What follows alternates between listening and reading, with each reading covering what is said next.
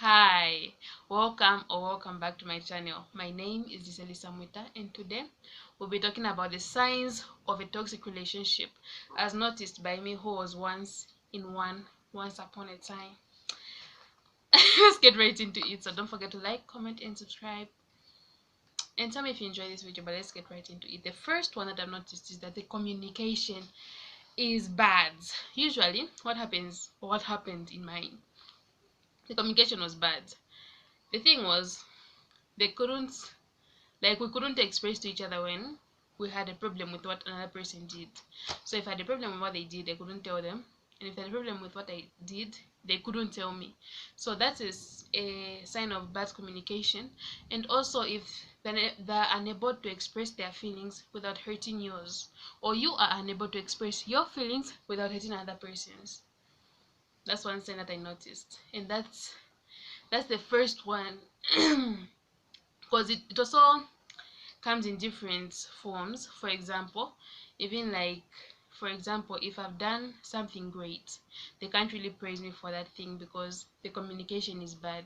And people like this usually think that praising somebody will raise their confidence and it will make them hard to manipulate. So I think they don't understand that greatness can coexist. Yes, that quote again. But I don't think they understand that. So they always try to bring you down. That's the second point. The second point, they shrink your self-worth and your self-esteem. You will start thinking you are a bad person because this person thinks you are a bad person, and I don't.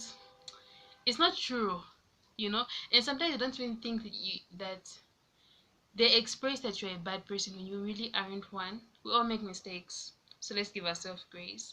But more than that, even you find that they always bring down your self-esteem. They can't celebrate with you.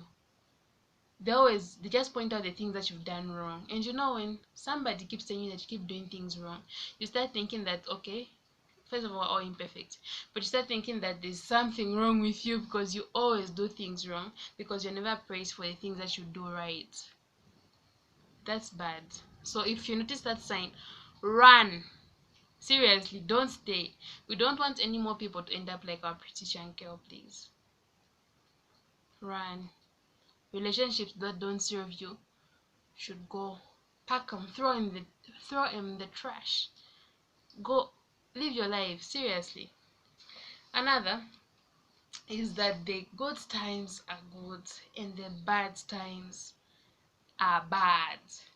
So the good times are really good and you'll be enjoying yourself like, hey, celebrate. And then the bad times are so bad. And the bad times are usually continuous. That's why the good times are so good, because you're like, oh my god, I'm finally catching a break. Oh my god, finally I get to breathe. So when that good time comes, you're taking in all the air that you can, you're breathing in as much as you can. You're like, really savoring the moment, because you rarely have moments like this. And no relationship is supposed to be like that. The good times should be good, but the bad times, they exist obviously, but they shouldn't be continuous, and they shouldn't be very bad. Because as I said, they should be able to tell you when they have a problem with you. Another is that they're never there when you need them. So if something happens to you, let's say for example you're sick, you you if they were in that situation, if they were sick, you'd show up for them.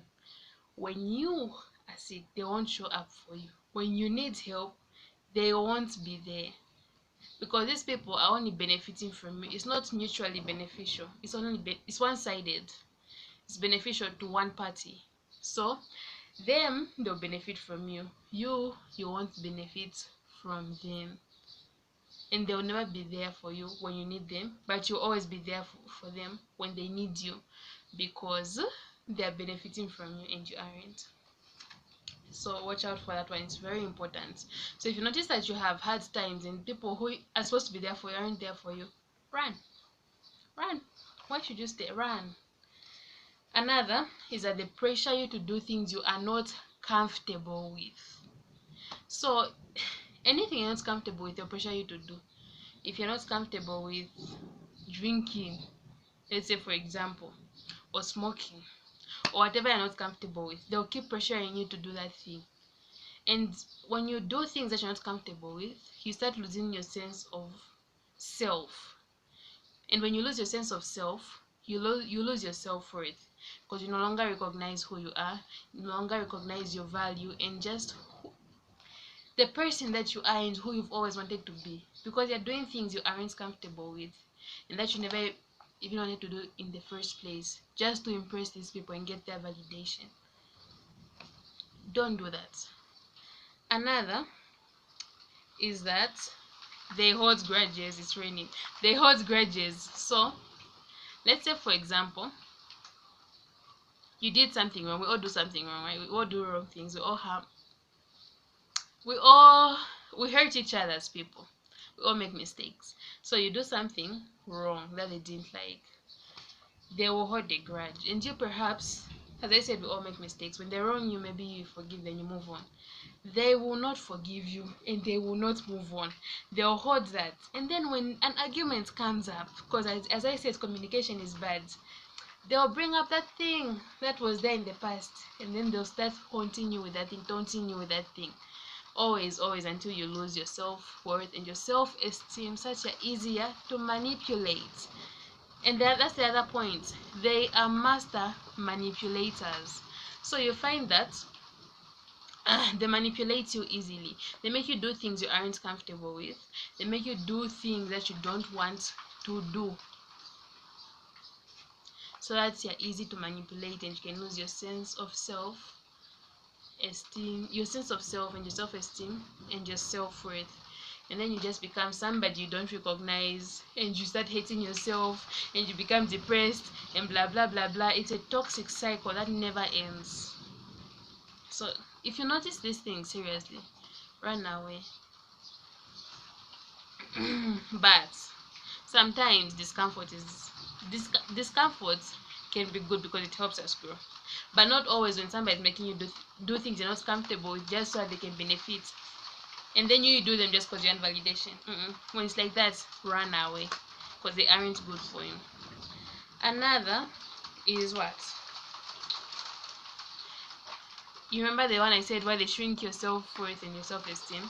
They do that because I think I already said this, but they don't understand that greatness can coexist. So they try to do things that will make you shrink, become a smaller person, like will make your self-esteem like a dot, so that you don't really know who you are and they're easier to manipulate, because something is wrong with them.